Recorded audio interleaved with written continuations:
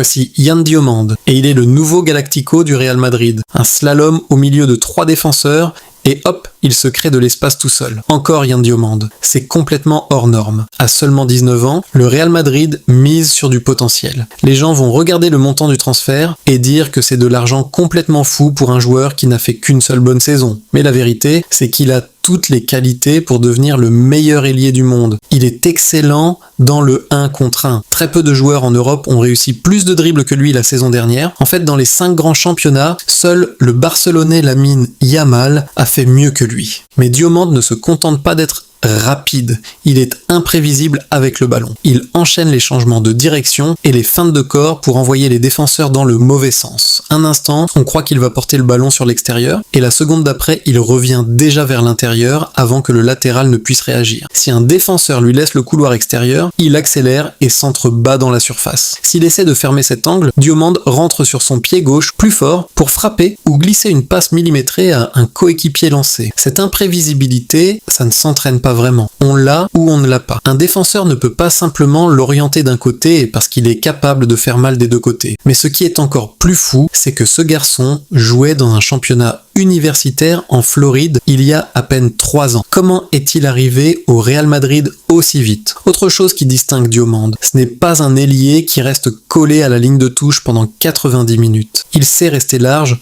pour étirer le terrain, mais il est tout aussi à l'aise en venant chercher le ballon entre les lignes. Si le latéral le suit vers l'intérieur, l'espace s'ouvre sur le côté. S'il reste large, Diomande peut recevoir entre les lignes, se retourner et foncer. Ces chiffres ne justifient peut-être pas totalement un transfert à plus de 100 millions d'euros, mais ce sont déjà d'excellentes statistiques pour un joueur de 19 ans qui, il y a encore quelques années, jouait aux États-Unis. Lors de sa première saison en Bundesliga, il a marqué 12 buts et délivré 8 passes décisives en seulement 33 matchs de championnat. Il a aussi créé 11 grosses occasions avec des statistiques de passes décisives attendues absolument folles pour son âge. Non, ce garçon ne driblait pas juste pour le spectacle. Il créait constamment des occasions nettes pour ses coéquipiers. Et maintenant, il va créer ces mêmes occasions pour de bien meilleurs joueurs. Avec tout le respect que je dois à son ancien coéquipier, il y a une énorme différence entre jouer pour Xavi Simons et jouer pour Kylian Mbappé. Mais attendez, parce que ce qu'il fait sans le ballon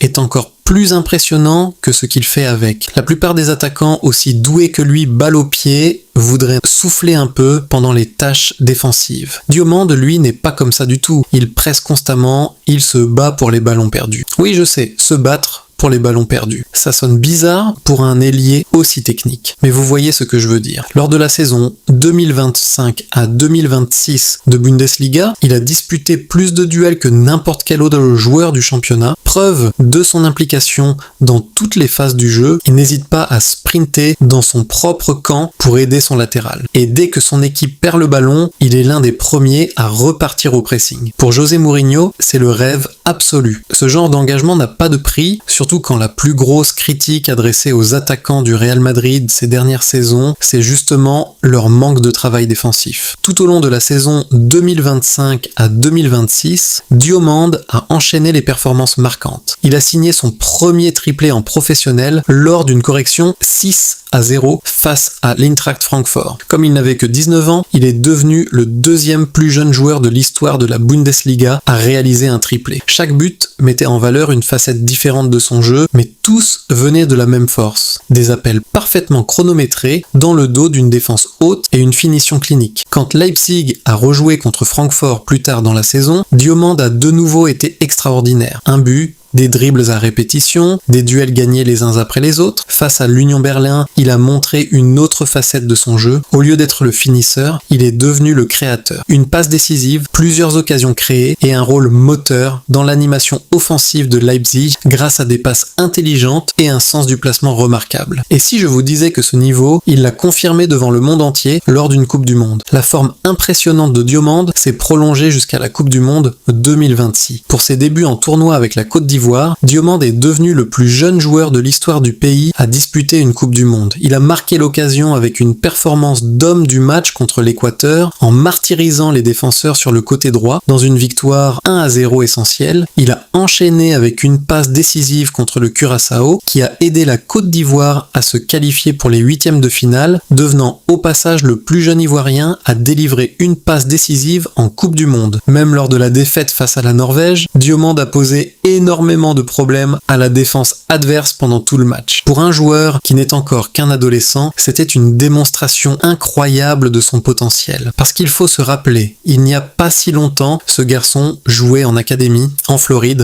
Alors comment est-ce qu'on passe du football universitaire américain au Santiago Bernabéu? C'est là que son histoire devient vraiment folle. À seulement 15 ans, il a déménagé aux États-Unis et a rejoint l'académie DME. Sa vitesse combinée à sa technique le faisait déjà ressortir face à des joueurs de son âge. Sa progression s'est poursuivie en 2023 quand il a été élu meilleur jeune joueur après avoir mené le club affilié à DME jusqu'au titre de la division premier de l'UPSL. C'était le premier vrai signal qu'il avait le niveau pour passer professionnel. Plus tard cette année-là, il a eu l'occasion de s'entraîner avec les Rangers en Écosse. L'essai n'a pas débouché sur un contrat, mais il lui a donné un avant-goût précieux du football européen et de ses exigences physiques et tactiques.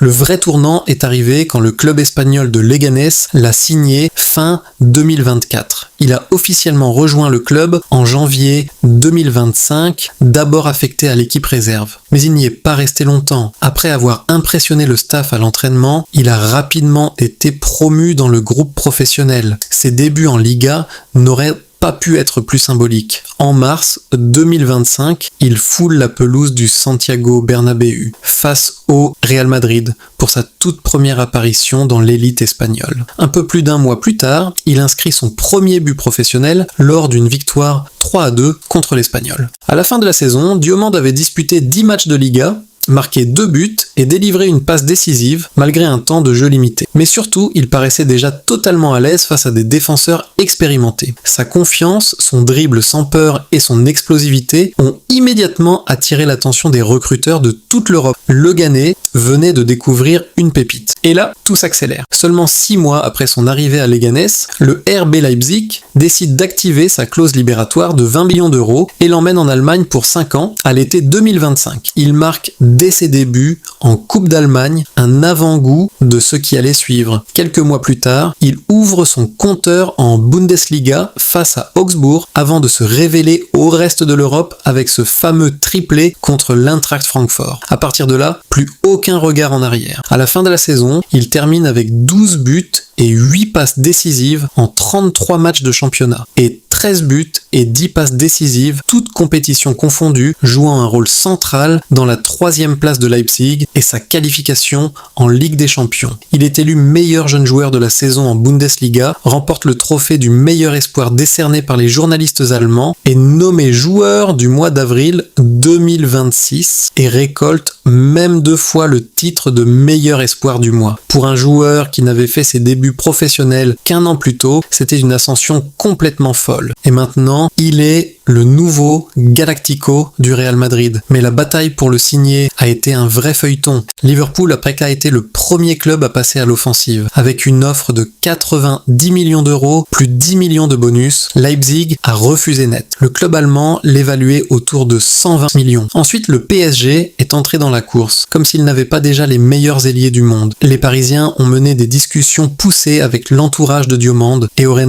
même trouvé un accord sur les termes personnels d'un contrat longue durée. Le problème, ce n'était pas de convaincre Diomande. Le problème, c'était de convaincre le RB Leipzig. Selon plusieurs sources, le PSG aurait refusé de payer le prix demandé et aurait proposé de laisser Diomande en prêt en Allemagne une saison de plus après le transfert. Leipzig n'en a pas voulu. Les négociations se sont effondrées et le PSG s'est retiré. C'est là que le Real Madrid a ouvert la porte. Mourinho voulait ajouter de la vitesse, de la largeur et de l'intensité à son attaque. Diomande est devenu l'une des priorités absolues du club, qui pensait avoir trouvé la la solution à l'un de ses plus gros problèmes tactiques. Depuis plusieurs saisons, le jeu du Real Madrid était bien trop prévisible. Tout passait par le côté gauche, là où Vinicius et Mbappé aiment naturellement évoluer et où Rodrigo se sentait lui aussi le plus à l'aise. Match après match, les adversaires surchargeaient ce côté du terrain, obligeant Madrid à jouer dans des espaces bondés et rendant leurs attaques bien plus faciles à défendre. Diomande change tout ça immédiatement. Il a beaucoup joué à gauche à Leipzig, mais il a joué encore plus souvent à droite. Il est donc parfaitement à l'aise des deux côtés. Ce qui est génial, c'est qu'il étire le terrain. Et comme il est si dangereux balle au pied, les défenses n'ont que de mauvaises options. Si elles restent compactes pour arrêter Mbappé, Bellingham et Arda Güler dans l'axe, Diomande se retrouve isolé en 1 contre 1 latéral et ça devient très compliqué pour l'adversaire. Si elle se décale pour le stopper, des espaces s'ouvrent dans l'axe pour les autres stars madrilènes. Sa seule présence rend toute l'attaque plus équilibrée. Il offre aussi à Mourinho exactement le profil d'ailier qu'il adore faire jouer. Un joueur qui travaille aussi dur sans ballon qu'avec. Et cette intensité est particulièrement précieuse car elle compense l'une des grandes faiblesses de l'équipe. Mbappé n'a jamais été connu pour son abattage défensif et l'énergie de Diomande permet à Madrid de rester compact sans devoir demander l'impossible à sa star française. Alors, est-ce que ce pari à plus de 100 millions va payer ? Les joueurs avec un tel profil sont extrêmement rares. Un dribbleur d'élite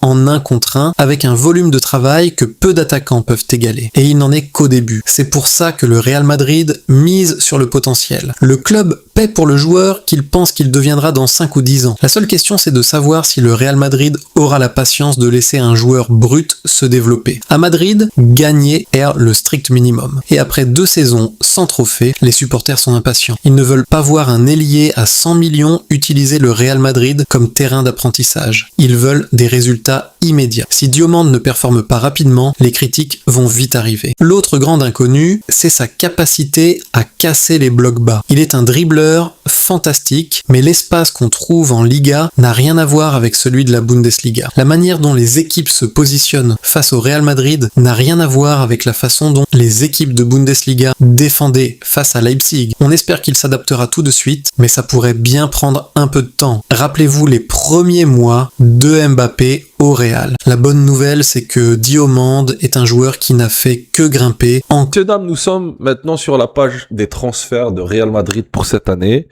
Messieurs, dames, c'est la page de transfermarket.fr. Alors, nous avons les transferts qui ont déjà eu lieu jusqu'à présent, ok? Alors, nous avons Marco Correa, qui est venu de Chelsea à l'âge de 27 ans, avec un prix de 55 millions d'euros. Donc, c'est un prix, on va dire, pas raisonnable pour un défenseur arrière gauche, mais qui peut être ailier aussi, d'accord? Ensuite, nous avons Denzel Dumfries, qui est venu de l'Inter avec un prix de 20 millions d'euros. Ibrahima Konaté, qui est venu de Liverpool en tant que joueur libre, transfert libre. Bernardo Silva, qui est venu de Manchester City, transfert libre aussi. Ensuite, Endrick, il revient au Real Madrid après une saison à l'Olympique Lyonnais. Il a appris beaucoup de choses certainement. Ce Endrick, c'est quelqu'un que j'admire beaucoup et je pense que il va faire quelque chose d'ici, on va dire quelques semaines. Après, t'as les joueurs de la Castilla, l'école de Real Madrid. On a le César Palacios, Manuel Ángel, David Jiménez, Fran González. Eux, ils vont être en équipe A après des saisons passées en équipe B, en centre de formation. Après, Carlos Espi. C'est qui ce Carlos Espi? Franchement, j'ai pas suivi, mais c'est un type qui est né en 2005. Il joue en position de attaquant, avant-centre. Les rumeurs actuelles, les gens parlent de lui qu'il va aller au Real Madrid à un pourcentage de 85%. Est-ce que c'est vrai? On ne sait pas. Mais il y a une forte possibilité qu'il va au Real Madrid. Il a commencé, comme vous pouvez voir, à Al Zera, les U19. Ensuite, il est parti à Levante, Athletic Levante, et puis Real Madrid. Ok.